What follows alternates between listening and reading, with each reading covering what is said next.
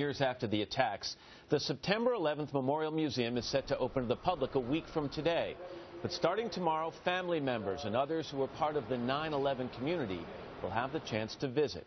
As chairman of the Memorial Museum, former Mayor Michael Bloomberg spent 8 years spearheading the project, and he gave us a tour.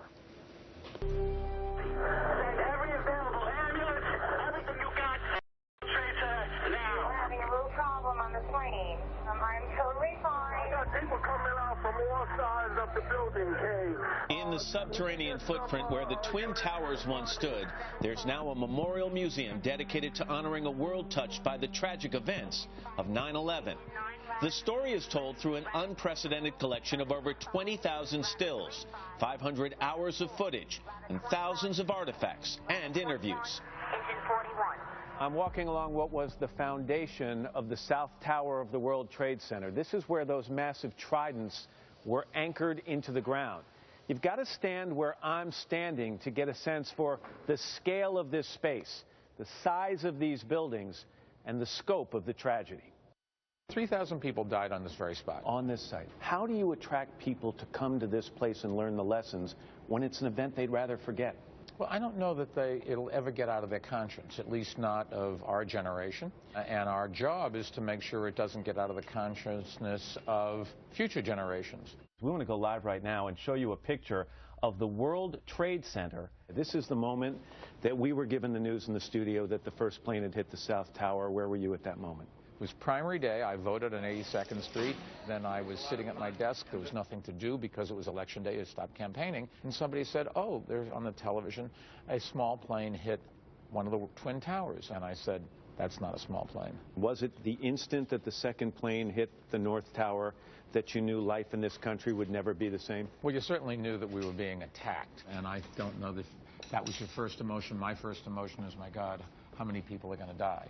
A lot of this exhibit is dedicated to the first responders. Engine Company 21's on East 40th Street. Here's one of their engines that responded after the first plane hit the South Tower. When I saw this, all I thought about was what happened to the or the engine. You and I, our natural inclination is to run away from danger. These were guys who would have kept going up the stairs, even if direct orders were turn around and get out. Because that's what they do. I can hear you. The rest of the world hears you. This was the bullhorn that the President of the United States used to rally people. Standing on the rubble. Standing on the rubble. I think people walked away in the next few days with a sense of confidence. And he deserves credit for that. This is fascinating to me. This is this manual, a flight attendant's manual. Procedures for an emergency, aggression. Keep aggressors off the airplane. Don't be aggressive. Because in those days, the hijacking was to use the plane and the passengers and crew as a bargaining chip. Nobody ever thought that somebody would do something like this. It just was inconceivable.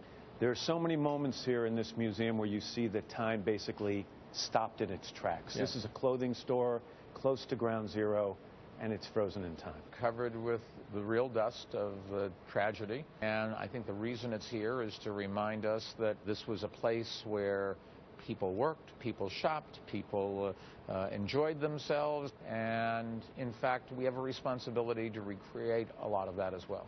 I talked about the artifacts. I talked about the emotions that anybody is going to feel when they come here. What do you want them to walk out the door thinking?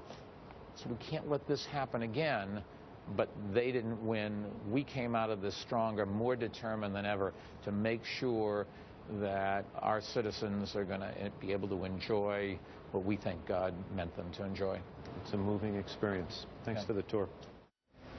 Wow. I want you to know that we saw only small portions. We went through the whole museum, but we shot only small portions.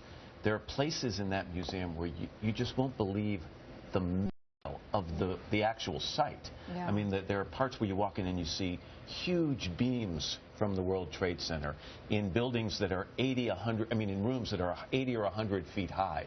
It's a spectacular and very moving place. And an amazing feat of preservation. It's so important to remember. Yeah, goosebumps. Yeah, it's unbelievable. Coming up, we're going to change